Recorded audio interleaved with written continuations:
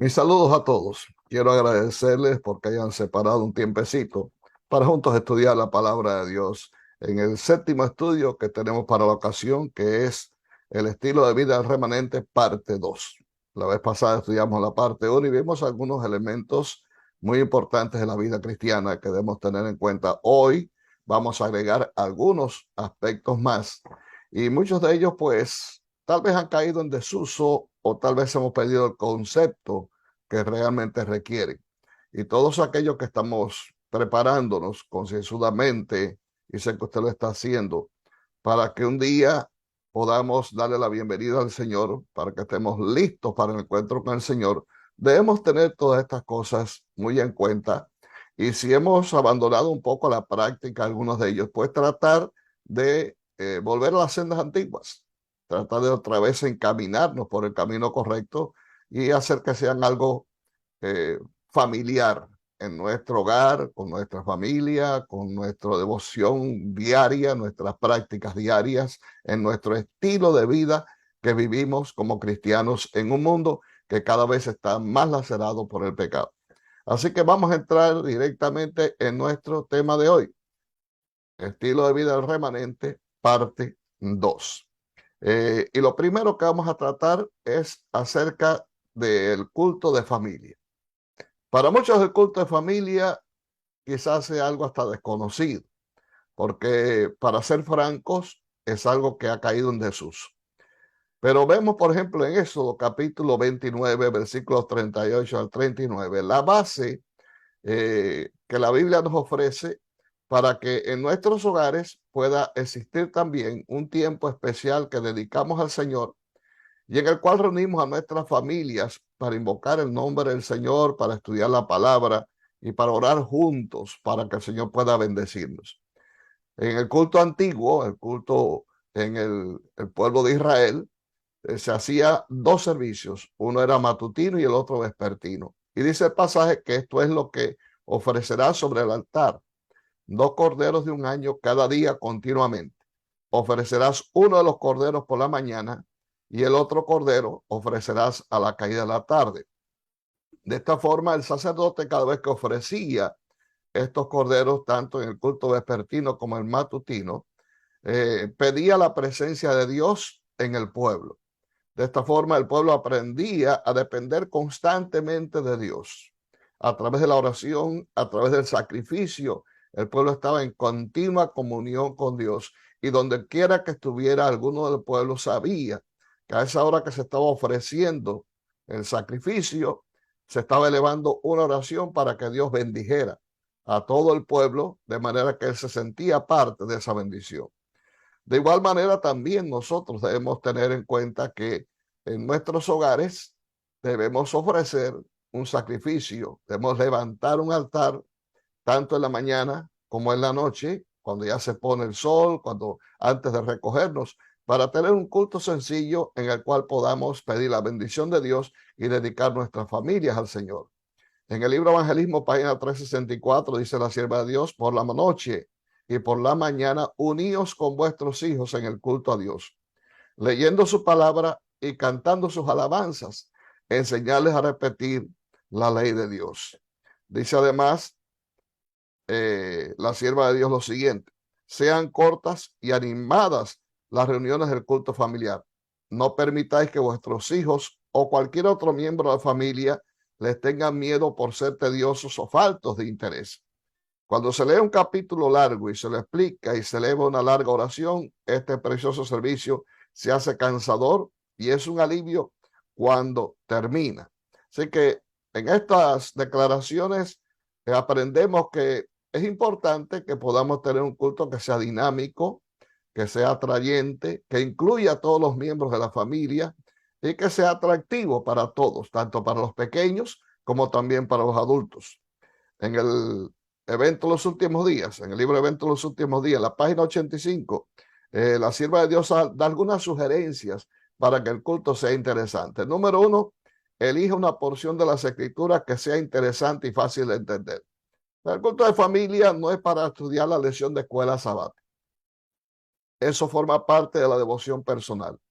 En el culto de familia usted puede escoger un pasaje, un texto que usted pueda comentar brevemente con la familia, sacar una lección importante. Quizás cada uno de los miembros de la familia puede también formar parte de ese ejercicio, de manera que tanto los niños como los adultos puedan exponer en qué ese texto les beneficia y qué lecciones ese texto tiene para ellos. Así que esto es lo primero. Lo segundo, haga preguntas sobre el texto que usted ha escogido. Y las preguntas pues mueven la mente y aparte mantienen el interés sobre lo que se está tratando. Número 3, presente ilustraciones que animen el estudio. Cuando usted nota todos estos elementos, usted se da cuenta de que no debe ser algo al azar, sino que debe ser bien preparado para que realmente pueda producir una bendición y un beneficio para su familia. Número 4, cante cantos animados, no cantos fúnebres. No, escoja coritos, por ejemplo, 2 o 3 coritos. Yo tengo en mi teléfono celular, tengo una aplicación del Himnario Adventista nuevo. Usted puede bajar esa aplicación y usted puede usarla con su familia a manera de acompañamiento. Y de esa forma, pues contribuye para que haya en el culto también cantos animados que puedan ser de interés y que mantengan el espíritu de alabanza entre los miembros de la familia. Número 5, que la oración sea corta y al punto, o sea que no es cuestión de hacer una oración larguísima, no, usted puede tener una oración sencilla, orando por cada miembro de su familia y pidiendo la bendición de Dios. Digamos que unos 10, 15 minutos a lo sumo es suficiente para mantener un culto que sea de interés y que sea recibido realmente por los miembros de la familia como una gran bendición para sus vidas. Así que esta es una de las cosas importantes en las que como miembros de la iglesia y también como cristianos que somos padres de familia también, debemos implementar en nuestros hogares. Déjenme decirle que mientras más religión, puedo decirlo así, introduzcamos en la familia, mayores bendiciones vamos a recibir de Dios. Muchos padres no estamos recibiendo esas bendiciones sencillamente porque hemos sacado a Dios del hogar. Estamos metiendo en la casa otras cosas, quizás mucho televisión, tal vez mucho internet y otras tantas cosas, pero lo menos que estamos poniendo es a Cristo en nuestro hogar, en nuestra familia, en esos momentos especiales para que podamos tener realmente bendición para nuestra vida. Por la mañana usted puede hacer lo mismo, un ejercicio breve antes que sus niños se vayan para la escuela. Y si no tuviera niños que van a la escuela, están ustedes dos solos tal vez, o son miembros más bien adultos, no importa, pero por la mañana, antes de entregarse a las tareas regulares, sea trabajo o tareas de la casa, tengan un tiempo de acercamiento al Señor. Es bueno que podamos dedicar también unos minutos para meditar en un pasaje de la Escritura, orar juntos y entonces salir a donde tengamos que ir, pero ya vamos con la bendición de Dios. Y de esa forma los ángeles del Señor protegerán a tus hijos, protegerán a la familia donde quiera que se encuentren. Pasamos a otro punto. Eh, Uno de los problemas que en este tiempo estamos enfrentando y en cualquier otro tiempo es el hecho de que la relación con el mundo puede afectar mucho la vida cristiana. Es cierto que Jesús, cuando oraba ahí en el aposento alto, en el capítulo 17 de San Juan, en su oración, él incluyó algo muy importante. Él dijo, no ruego que los quites del mundo, pero que los apartes del mal. O sea, nosotros tenemos que vivir en el mundo, mientras Cristo no viene, tenemos que relacionarnos con la gente, pero hay que tener mucho cuidado con las relaciones, porque las relaciones, y si son malas, estas pueden guiarnos a malas conversaciones y estas conllevan también malas costumbres. Por eso tenemos que cuidar mucho de nuestra relación con el mundo. Leemos en Apocalipsis 18, 1 al 3. Después de esto vi a otro ángel descender del cielo con gran poder, y la tierra fue alumbrada con su gloria. Y clamó con voz potente, diciendo, ha caído la gran Babilonia y se ha hecho habitación de demonios y guarida de todo espíritu inmundo y albergue de toda ave inmunda y aborrecible. Porque todas las naciones han bebido del vino del furor de su fornicación, y los reyes de la tierra han fornicado con ella. Y los mercaderes de la tierra se han enriquecido de la potencia de sus deleites.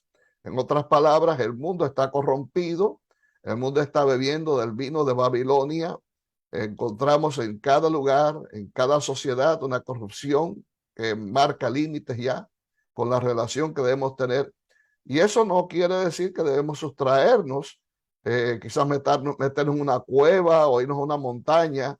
No, tenemos una obra que hacer todavía con toda esa gente que no conoce al Señor. Pero debemos cuidar mucho y especialmente cuidar a nuestros hijos. Y uniendo esto al punto anterior, esa es una de las razones básicas por las cuales debemos orar cada día con nuestras familias para que Dios proteja a los nuestros de la influencia que hay en el mundo. Leemos algunas declaraciones del Espíritu de Profecía. Ahí están. En esta declaración dice la sierva de Dios: mientras resuena este mensaje, mientras la proclamación de la verdad está haciendo su obra de separación, nosotros, como fieles centinelas de Dios, debemos discernir cuál es nuestra verdadera posición. No debemos confederarnos con los mundanos, no sea que lleguemos a imbuirnos de su espíritu y que nuestro discernimiento espiritual se vuelva confuso y veamos a aquellos que tienen la verdad y llevan el mensaje del Señor desde el punto de vista de las iglesias cristianas nominales. Al mismo tiempo, no hemos de ser como los fariseos y mantenernos alejados de ellos. Sé que hay que hacer un equilibrio en esto. No acercarnos tanto que seamos dañados, pero tampoco alejarnos tanto que no podamos ayudarlos a ellos para que puedan encontrar la verdad. Otra declaración de la sierva de Dios nos dice: aquellos que están velando y esperando la aparición de Cristo en las nubes del cielo no se mezclarán con el mundo en asociaciones de placer y en reuniones donde meramente buscan divertirse. Y una de las cosas que a mí realmente me ha preocupado es que muchos cristianos están acudiendo a celebraciones, fiestas, actividades, a veces con familia, pero porque son familia, pues le da pena decirles que no, pero allí se están mezclando en un ambiente que es totalmente malsano. Hay música que es una música mundana pervertida, se beben bebidas alcohólicas también, hay bailes y de todas estas cosas en las cuales nosotros no debemos participar. Y es mejor decirle que no, que apreciamos mucho la invitación. Si es un cumpleaños, hacer los regalos de cumpleaños, eso está bien, pero por causa de nuestros principios no asistimos a esas actividades, porque es una forma también de dar un testimonio del estilo de vida que nosotros como cristianos debemos vivir. No es el plan de Dios, continúa diciendo ella, que nos liguemos mediante contratos, este es otro punto que ella toca, o en sociedad o asociaciones comerciales con aquellos que no son de nuestra fe. Tengamos en cuenta que muchos comercios, negocios, sociedades, etcétera, a veces utilizan mucho el subterfugio, la mentira y todas estas cosas mezcladas en sus transacciones comerciales o de negocios. Y nosotros debemos compartir con ese tipo de personas porque también seríamos estimados como ellos. Esto nos afecta a nosotros, nuestro carácter y nuestra reputación. Por lo tanto, debemos tener cuidado con quién nos asociamos. Y ahí entra lo que dice el apóstol Pablo en 1 Corintios 10:31, que todo lo que nosotros hacemos debe ser hecho para la gloria de Dios. Si con una sociedad como esta estás afectando tu reputación y a la vez estás deshonrando el nombre de Dios, tú no debes entrar en estas cosas. También recordamos el principio: no os unáis en yugo desigual con los infieles, porque no hay comunión de la luz con las tinieblas. Así que por estas razones debemos cuidar mucho la relación que nosotros tenemos con las personas que no son de nuestra fe. Pasando a otro punto, vamos a ver algo sobre la recreación. Como cristianos debemos mostrar a los demás que no somos gente apática, aburrida. Algunos piensan que como cristianos somos aburridos porque no participamos en esto o aquello. Pero lo que debemos hacer es mostrarle el lado amable. O sea, mostrarles a la gente que sí, como cristianos somos serios, estamos procurando nuestra salvación, pero también tenemos nuestra forma de divertirnos y la forma en que nosotros nos recreamos de una forma sana. Veamos aquí algunos aspectos que nos muestran cuáles son las recreaciones que Cristo no aprueba, que la palabra de Dios no aprueba. Leemos el mensaje para los jóvenes, página 35. Los cristianos tienen a su disposición muchas fuentes de felicidad y pueden decir con exactitud infalible qué placeres son lícitos y buenos. Gozarán de las recreaciones que no disipen la mente ni rebajen el alma, que no desilusionen ni dejen tras sí una triste influencia que destruye el respeto propio u obstruye el camino de la utilidad. Si pueden llevar consigo a Jesús y mantener un espíritu de oración, están perfectamente seguros. Y creo que esta última declaración es la clave. O sea, si tú sientes al ir a un lugar, al participar en una actividad recreativa, que la presencia de Dios no está allí, o que tú no puedes pedir la presencia de Dios en ese lugar porque te sientes inseguro, ya ese es un indicativo de que no es la mejor recreación ni es el mejor lugar. Por lo tanto, nosotros debemos siempre pensar en tales casos, ¿aceptaría el Señor, aprobaría el Señor que yo fuera a este lugar, aprobaría el Señor que yo hiciera esto? ¿Estaría de acuerdo Cristo en bendecirme si actúo o si participo en esta actividad? Son cosas que nosotros debemos tener en cuenta cuando participamos en diferentes recreaciones.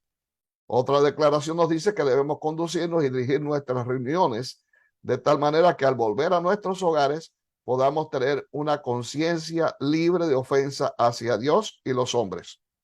Una seguridad de que no hemos herido ni perjudicado en nada a aquellos con quienes hemos estado asociados, ni hemos ejercido una influencia perjudicial sobre ellos. No será peligroso cualquier diversión a la cual podáis dedicaros y pedir con fe la bendición de Dios. Pero cualquier diversión que os descalifique para la oración secreta, para la devoción ante el altar de la oración o para tomar parte en las reuniones de oración, no solo no es segura, sino inclusive hasta peligrosa. Eso está en Mensaje para los Jóvenes, página 384. Fíjate, yo no te estoy diciendo aquí qué tipo de diversión o recreación puede ser buena o no lo es, pero tienes una conciencia. Dios te ha dado una conciencia preciosa y te ha dado principios en la palabra para que tú puedas discriminar correctamente entre lo que es una creación que no es buena y aquella que sí puede ser edificante y que puede producir realmente satisfacción. Por lo tanto, creo que esto puede aplicarse tanto a las recreaciones que nosotros hacemos personalmente o con la familia, con otras personas, y también las que se hacen en la iglesia, porque a veces, muchas veces, bajo la sombrilla de la iglesia, también nosotros podemos permitir que se hagan actividades recreativas que realmente no agradan a Dios y que deshonran el nombre de nuestro Dios. Así que es muy importante tener este punto en cuenta también. Y otro de los elementos que hoy en día está precisamente en tela de juicio y causa mucha confrontación dentro de la iglesia, inclusive, es el tema de la música. La música que eleva. ¿Cuál es la música que eleva? Entendemos lo que dice acá en Patriarcas y Profetas, página 645. La Elena White nos dice que la música forma parte del culto tributado a Dios en los atrios celestiales. Y en nuestros cánticos de alabanza debiéramos procurar aproximarnos tanto como sea posible a la armonía de los coros celestiales.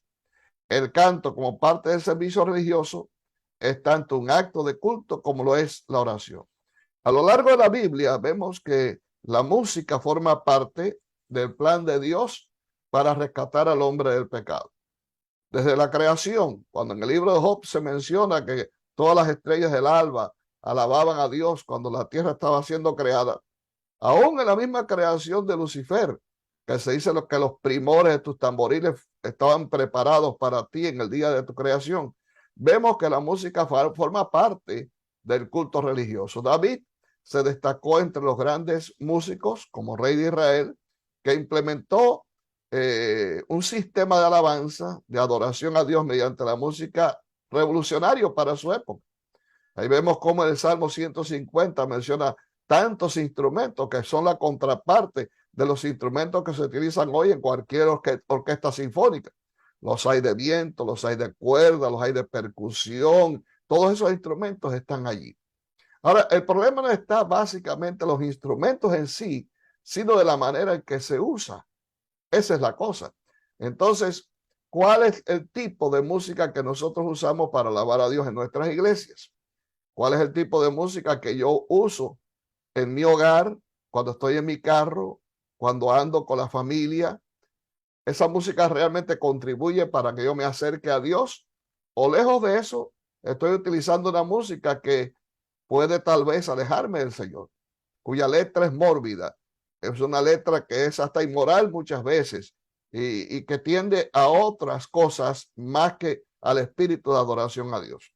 Debemos tener cuidado porque es una cosa muy importante darnos cuenta que a través de la música el diablo puede impresionar nuestra mente en una forma desfavorable y puede también afectarnos en nuestra vida espiritual. Leemos otra declaración, Evangelismo, página 365. El uso de instrumentos musicales no es de ninguna manera objetable. Ya que vemos que Elena White era realmente, en este punto de vista, era equilibrada.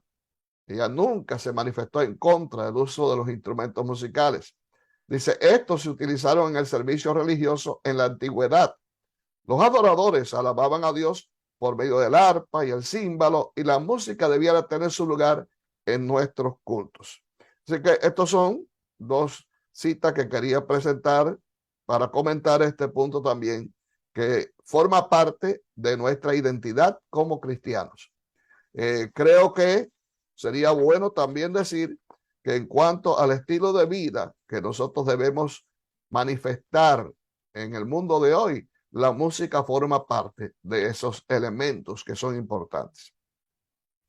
Ahora voy a pasar a otro ángulo del asunto y esto quizás no sea muy claro para muchos. Elena White habló en su tiempo acerca del teatro, no de la televisión, ahí dice la TV, el teatro y el cine, o sea, la televisión, el teatro y el cine también. Porque el teatro finalmente, o vamos a decirlo de otra forma, ¿no? El cine es el teatro llevado a la pantalla.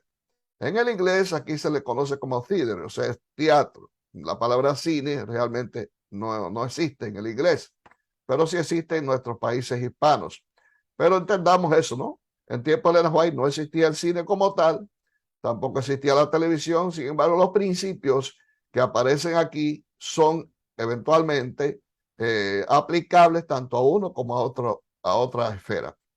Recuerdo las palabras del salmista cuando él decía, no pondré delante de mis ojos ninguna cosa mala.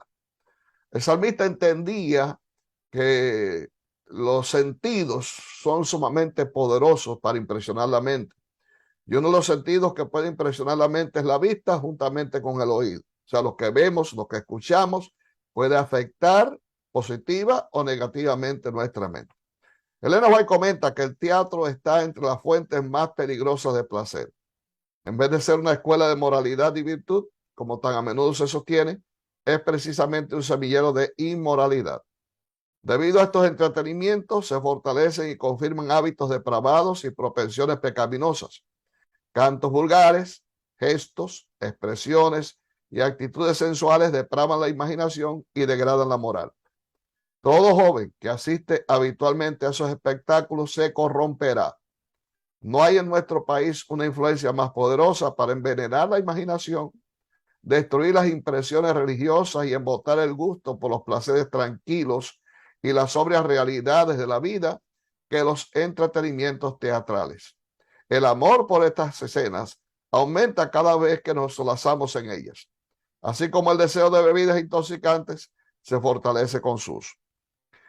Tengamos en cuenta algo, y voy a ponerles un ejemplo. Voy a poner el ejemplo de en mi país. En mi país, cuando joven, antes de ser cristiano, yo asistía al cine. Pero realmente el cine en mi país era un centro, era un antro de pudrición. Realmente ahí hacían de todo tipo de cosas. Ahí entraban las parejas, no a ver la película, sino a hacer todo tipo de actos lascivos y tenía hasta actos sexuales dentro del cine. Cuando yo acepté a Jesús como mi salvador personal, me di cuenta que ese no era un lugar apropiado para yo asistir, porque evidentemente yo no podía pedir la bendición de Dios en ese lugar. No importa qué tipo de película se estuviera viendo, podía ser una película buena, por así decirlo, pero en realidad el lugar no era el mejor. Si algo ocurriera allí, en esos momentos yo me preguntaba, ¿estaría entre los salvados o perdería mi vida eterna? Así que finalmente opté por no hacerlo más o no ir más al cine. Ahora vengo a este país, en Estados Unidos, donde yo estoy. Si tú vas al cine aquí, te vas a encontrar algo muy diferente. Normalmente, a menos que sea una película que esté en estreno, la premier, por ejemplo, y que sea muy buena, taquillera, va a encontrar que casi todas las salas de cine están totalmente vacías. 2, 3, 4 personas, no más. Muy pocos van al cine. La gente prefiere rentar la película, verla en la casa o pagan lo que conocemos acá como pay-per-view para ver la película en la casa. De manera que no es ese tipo de espectáculo que yo vi en mi país. Ahora vamos a pasar a otro ángulo. Tú pudieras decir, por ejemplo, bueno, por lo menos el lugar, en este caso, no afecta. Está bien, estamos de acuerdo. Pero pasemos a otro punto de vista y es el punto de vista de lo que se ofrece, el material que se ofrece. Casi todas las películas tienen tres elementos que son los que venden taquilla. Uno es violencia, la otra es sexo y la otra es espiritismo. Espiritismo que se ramifica en diferentes formas, bien sea que lo llame ciencia ficción o cualquier otro tipo de elementos que se meten allí en las películas, ahí están presentes esos tres elementos. Si no está ese trío allí, la película realmente quizás no venda mucho. Ahora tú puedes decir, por ejemplo, voy a ver una película histórica, una película que se basa en un hecho real. Si tienes quizás la seguridad de que esa película no tiene esos tres elementos, cosa que a veces dudo, y que se ciñe estrictamente a lo histórico, tal vez más o menos pueda ser permisible. Pero yo me pregunto, ¿vale la pena eso? No quiero decir con esto, no quiero ser realmente extremista en este aspecto, no quiero llegar a ese punto, quiero ser equilibrado en esto. Pero si vas a ir alguna vez con tu niño, vas a llevar a tus hijos para ver una película infantil o una película que ellos no se sientan afectados en su mente, tienes que estar muy seguro del lugar y estar muy seguro de que lo que ellos van a ver no va a ser o no va a contribuir para deteriorar su mente y meter pensamientos que sean negativos y tal vez ideas que no sean basadas en la Biblia. Así que dejo esto a tu discreción porque hay que tener mucho cuidado con esto, ¿no? Dejo otra cita más. No podría invocarse la bendición de Dios sobre la hora pasada en el teatro o en la sala de baile. Ningún cristiano querría encontrar la muerte en semejante lugar. Nadie querría ser hallado allí cuando Cristo venga. Y aquí está incluyendo también el baile, la sala de baile. Nosotros como cristianos no debemos participar en esos tipos de actividades. Sabemos que en todo tipo de fiestas donde hay baile, juntamente con eso está la bebida alcohólica y hay otros elementos más que se mezclan en la sala de baile que realmente no son para que un cristiano participe en estas cosas. Así que cuidarnos de todo esto sería bueno. Otra declaración nos dice lo siguiente. Los únicos entretenimientos seguros son aquellos que no ahuyentan los pensamientos religiosos y serios. Los únicos lugares seguros a donde podemos acudir son aquellos donde podemos llevar a Jesús con nosotros. Nuestra elevada vocación, página 286. Así que recuerda que esta cita, este pensamiento es clave ya para cuando vayamos a tomar la decisión de ir a alguno de estos lugares, sepamos exactamente qué hacer. Muy bien, seguimos adelante con el estudio. En esta ocasión tratamos también la vestimenta y los adornos. Hace algunas sesiones atrás decía que una de las cosas que muchos cristianos piensan es que la vestimenta no tiene que ver nada con el cristianismo. Y hoy en día, pues también hasta el asunto de los adornos está en tela de juicio, ¿no? Se debe adornar una persona con joyas y demás. Un cristiano puede usar joyas. Es muy interesante, ¿no? Hay algunos pasajes en la Biblia, por ejemplo, que pudieran tal vez apoyar el hecho de que se usen adornos o joyas, y otros pues pareciera que no, como este que vemos aquí en Primera de Pedro 3, versículo 3 al 4. El apóstol dice, vuestro adorno no sea el exterior, con peinados ostentosos, atavíos de oro, vestidos lujosos, sino interno del corazón e incorruptible belleza de un espíritu manso y tranquilo, que es de gran valor ante Dios. También en 1 Timoteo, capítulo 2, versículos 9 y 10, leemos, también las mujeres se atavíen con ropa decorosa, con pudor y modestia, no con peinados ostentosos, ni oro, ni perlas, ni vestidos costosos, sino con buenas obras como corresponde a mujeres que profesan piedad. El punto es el siguiente. Creo que hay algunas palabras claves en esto. En primer lugar, nos dice en estas citas, en estas declaraciones bíblicas, que la ropa debe ser decorosa, con pudor y modestia. O sea que estas son las tres características que debe tener nuestro atuendo. Usted puede vestir muy bien, con ropa de calidad, con ropa bonita, y no necesariamente tiene que adornarla con joyas y demás. Bien sea esta de oro o bien sea simplemente de fanfarria. No creo que, me parece que el punto aquí radica en el hecho de qué es lo que nos mueve a adornarnos. Creo que cuando Dios creó a Eva no le puso un arete o una pantalla, como dicen en Santo Domingo, en la oreja, ni tampoco en pendiente en la nariz, ni le puso brazaletes en los brazos. Ciertamente había joyas, había piedras preciosas, todas estaban por encima de aquel lugar del Edén, sobre la hierba, adornaban el jardín del Edén, pero no adornaban a Eva. Lo único que tenía Eva y también Adán era el vestido de luz que cubría sus cuerpos. Eso es lo único que tenían por adorno, el vestido de luz que representaba también el carácter de Dios. Ahora vino Satanás, desnudó a Adán y Eva, y entonces ahora los viste con todo tipo de cosas, ¿no? Y evidentemente como cristianos debemos aprender del Edén a cómo vestirnos y debemos aprender también de la sencillez de Jesús. Jesús marca un definido contraste con su forma de vestir, con la opulencia de esta época también. Él se vestía con una túnica que era de buena calidad, era tan de buena calidad que los soldados cuando estaban ahí en la cruz, cuando estaba crucificado, se echaron suertes para quedarse con su vestidura y no podían partirla porque era hecha de una sola pieza. O sea, su mamá se la tejió de una sola pieza, de manera que era una túnica de príncipe, una túnica de reyes. Y esto era de gran valor.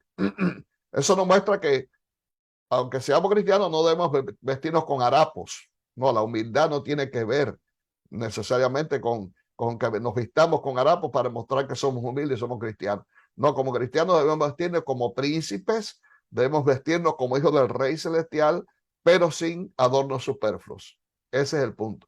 Ahora, si tú tienes tendencia a usar las joyas para adornar tu cuerpo y las joyas son para ti algo principal en tu vestimenta, me parecería a mí que hay quizás hay algún problema con esto, porque yo creo que Dios te hizo a ti, y estoy hablando mayormente de las mujeres, aunque hay hombres que se están adornando mucho ahora tal vez, eso lo estamos viendo. Pero Dios te hizo a ti bello o bella, Dios te hizo a ti perfecto, Dios te hizo a ti único y sin necesidad de estar usando todas esas cosas para deslumbrar al mundo y ni para mostrar que tú eres bello. No, tú no necesitas esas cosas para mostrar que lo eres porque Dios te creó como tal. Así que creo que esto es un punto muy importante que debemos tener en cuenta. Voy a leer algunas declaraciones donde Elena White menciona sobre esto. Ella dice que no hay necesidad de hacer del asunto del vestido el punto principal de vuestra religión. O sea, no es que el asunto es que enfoquemos ahora en el vestido y prediquemos el vestido y estemos dándole con el vestido en la cabeza a la gente en sermones y demás. No, ese no es el punto vital. Lo importante en nuestra vida cristiana, el tema central en nuestra vida cristiana debe ser la salvación mediante el sacrificio de Cristo en la cruz del Calvario. Eso es lo fundamental. Hay algo más valioso de lo cual hablar. Hablar de Cristo, y cuando el corazón esté convertido, todo lo que no esté en armonía con la palabra de Dios se eliminará. Este es un pasaje muy importante para aquellos que trabajan con las almas, para aquellos que predican, para aquellos que dan estudios bíblicos.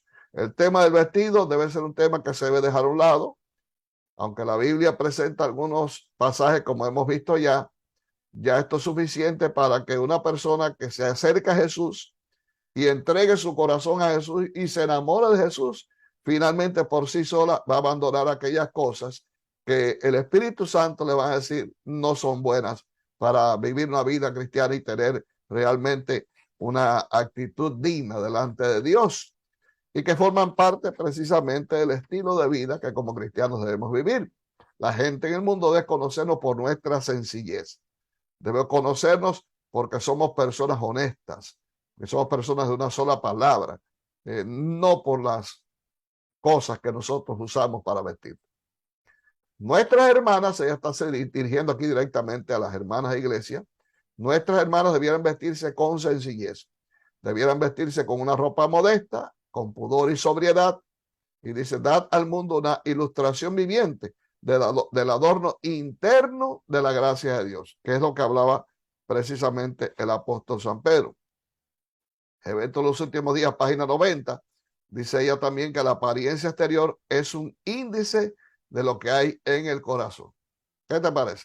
Así que bueno, dejo esto contigo. Creo que puedes indagar un poco más porque yo no puedo ampliar mucho, pero son conceptos que voy dejando ahí como una especie de cápsula y espero que hagan un beneficio en ti, que te hagan meditar y que puedas a la luz de la Biblia y con oración estudiar este tema y pedir al Espíritu Santo de Dios que te ayude a tomar la decisión de qué hacer o qué no hacer para que de esa forma puedas acercarte más al Señor y glorifique su nombre. Una de las cosas en las que debemos tener mucho cuidado en este tiempo es el cuidado con la nueva luz. Bueno, hoy los testimonios tomo 2, página 103.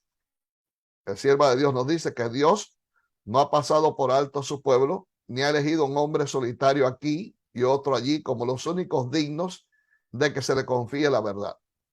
No da a un hombre una nueva luz contraria a la fe establecida del cuerpo. En todas las formas, en todas las reformas, se han levantado hombres que aseveraban esto. Nadie debe tener confianza en sí mismo, como si Dios le hubiese dado una luz especial más que a sus hermanos. Y de esto hay mucho en nuestros días. Se está levantando por todas partes predicadores itinerantes, motivadores, se llama algunos también en tiempos modernos, que dicen tener una verdad diferente a la que predica la iglesia adventista, condenan a la iglesia adventista porque dicen que no estamos predicando la verdad y que la única verdad la están predicando ellos, como si ellos tuvieran el patrocinio de la verdad. Y tenemos que tener mucho cuidado con esto. La iglesia adventista es una organización establecida por Dios que tiene una columna sólida en sus 28 creencias fundamentales que han sido aprobadas por el seno de la iglesia en Congreso, de manera que todo lo que se vaya fuera de eso no está de acuerdo a lo que la iglesia predica. Por lo tanto, tenga usted mucho cuidado si es sorprendido tal vez por alguno de estos predicadores que le dice que ellos tienen la verdad y que nosotros como adventistas no estamos predicando la verdad y que estamos en apostasía, etcétera, etcétera. Así que hay que tener cuidado con esto. Se levantarán hombres y mujeres profesando tener alguna nueva luz o alguna nueva revelación que tenderá a conmover la fe en los antiguos hitos. Sus doctrinas no soportarán la prueba de la palabra de Dios, pero habrá almas que serán engañadas, y eso es lo terrible, lo más triste. Harán circular falsos informes y algunos serán prendidos en esta trampa. No podemos ejercer demasiado cuidado contra toda forma de error, porque Satanás está tratando constantemente de apartar a los hombres de la verdad.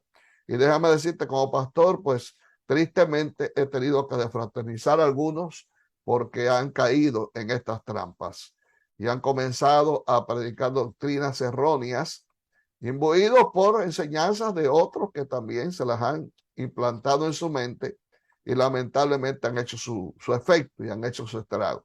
Y es muy terrible lo que está pasando.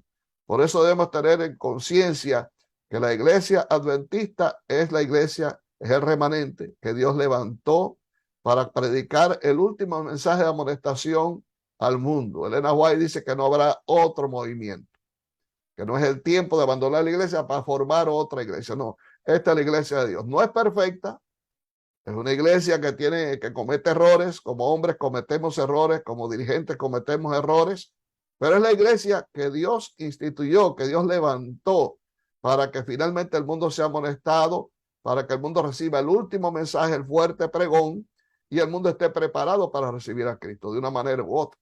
Así que cuídate mucho, ten mucho cuidado porque hay muchos lobos rapaces, como decía Pablo, que han entrado en el rebaño y están tratando de llevarse a muchos a la perdición. Tengamos cuidado con esto. Testimonios para los ministros. También dice, yo ruego a los que aseveran creer la verdad, que anden en unidad con sus hermanos. No tratéis de dar al mundo ocasión de decir que somos extremistas, que estamos desunidos, que el uno enseña una cosa y otro otra. Evitemos las disensiones. Una de las cosas que demuestra que este tipo de personas que están predicando esas cosas por ahí no están siendo usados por Dios es que tienden a la división. Están dividiendo la iglesia, están afectando a la iglesia, están afectando la credibilidad de la iglesia en sus doctrinas y en sus dirigentes. Ahí se ve claramente que es la obra de Satanás la que se está haciendo a través de esos hombres. Por lo tanto, lo más importante en este tiempo es exaltar la palabra de Dios. Debemos ir al encuentro de la gente con la sólida palabra de Dios. Y cuando la reciban, entonces el Espíritu Santo podrá venir. Pero siempre viene, según he dicho antes, en una forma que resulta aceptable para el juicio de la gente.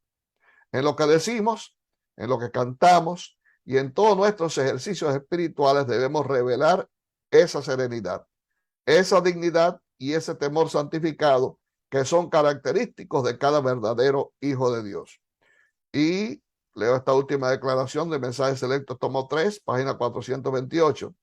Es por medio de la palabra, no por sentimientos ni excitación, cómo queremos influenciar a la gente a obedecer la verdad.